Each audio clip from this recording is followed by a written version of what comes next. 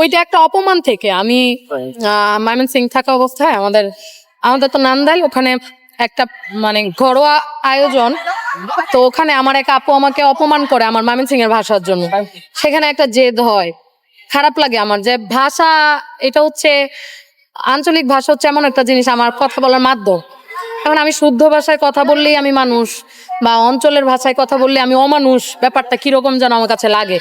তখন থেকে একটা টার্গেট ছিল কিছু করলে একটু ময়মনসিং এর ভাষাতে করতে চাই।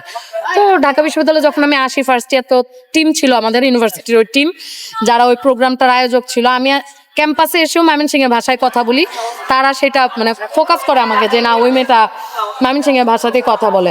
তো ময়মনসিং এর যখন ডিবেট রম্যবিতর্কতে ময়মনসিং অঞ্চলকে ধরা হয়, তখন আমাকেই তারা অফার দেয় যে এই ভাষাতে কি তুমি রম্যবিতর্ক করতে চাও জাতীয় টেলিভিশনে। হ্যাঁ, দুয়ে দুয়ে চার মিলে গেল। এই আমিও তো চাইছিলাম একটা কিছু করি, সেটা আবার ময়মনসিং এর ভাষাতে ওই দুয়ে দুয়ে চার হয়ে এখন একদম 100-200 হয়ে গেছে, এই আর কি। আচ্ছা, আরেকটা জিনিস